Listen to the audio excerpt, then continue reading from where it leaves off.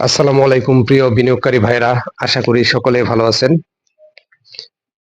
এখন আমি দুটি স্টক নিয়ে বিশ্লেষণ দিব। একটি হচ্ছে ই কেবলস আর একটি হচ্ছে বিডিকম।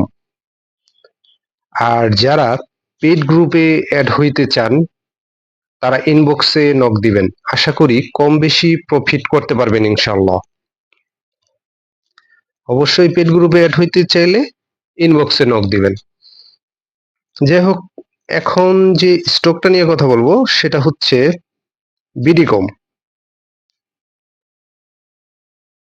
এ ক্যাটাগরির আইটি সেক্টরের একটি স্টক লাস্ট ওয়ার্কিং ডেতে 70 পয়সা পজিটিভ হয়েছিল আর ক্লোজিং প্রাইস ছিল 30 টাকা 20 পয়সা এবং হাত বদল হয়েছে 12,83,000 স্টক।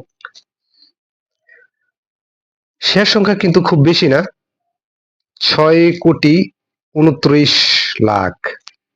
এবং এবছর কিন্তু 25 সালে কিন্তু 5% স্টক 5% ক্যাশ ডিভিডেন্ড দিয়েছিল। সবকিছুর বিবেচনায় স্টকটা বি ক্যাটাগরি এ ক্যাটাগরির এবং একেবারে খারাপ বলা যাবে না, সবকিছুর বিবেচনায় কিন্তু এই ক্যাটাগরির স্টক এবং ভালো।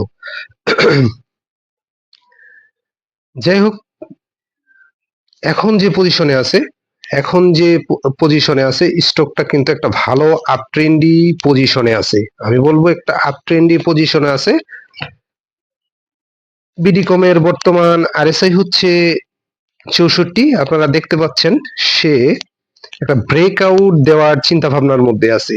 সে যদি বিডিকম যদি ব্রেকআউট দিয়ে উপরে যেতে পারে এবং যাওয়ার ভালো পসিবিলিটি আছে বলে আমি মনে করি, তবে তার গন্তব্য হচ্ছে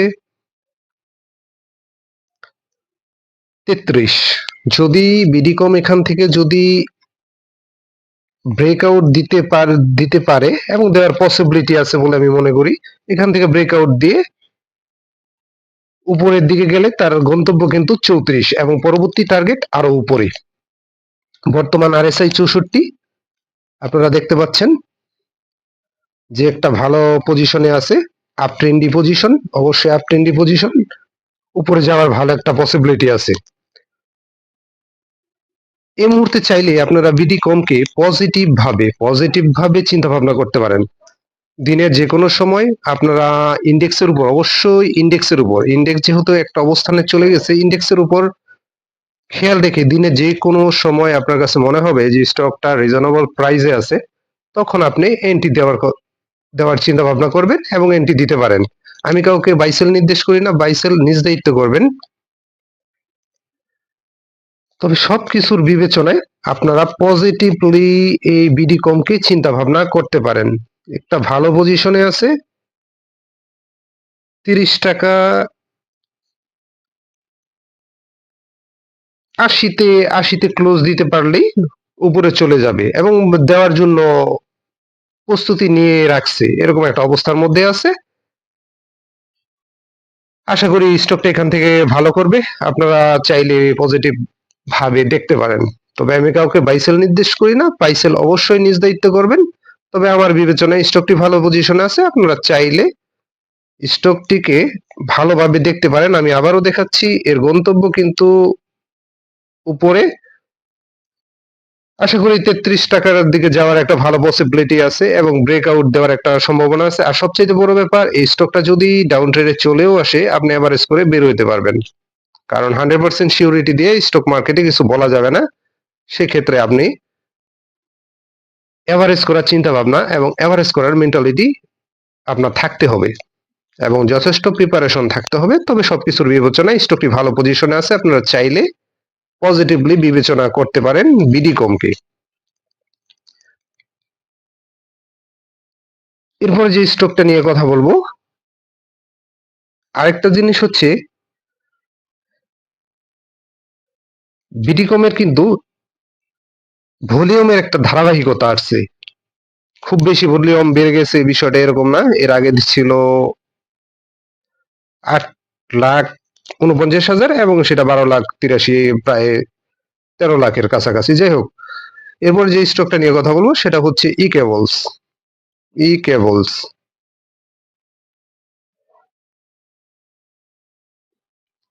B cables eastern cables limited B ক্যাটাগরির একটি ইঞ্জিনিয়ারিং স্টক।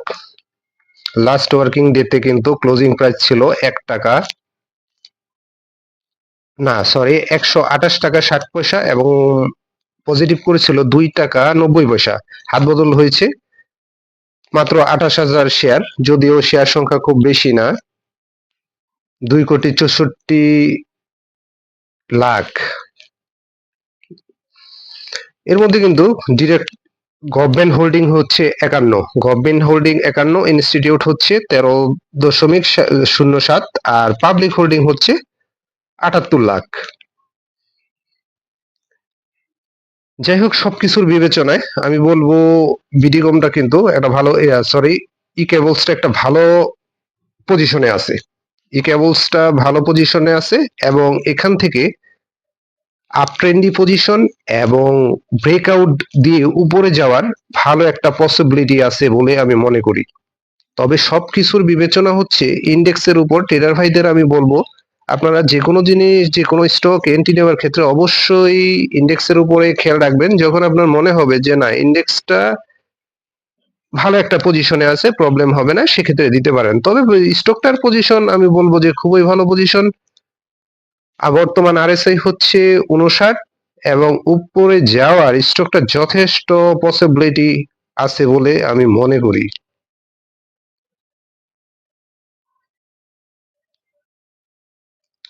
এই মুহূর্তে চাইলে আপনারা ই কেবলসটাকে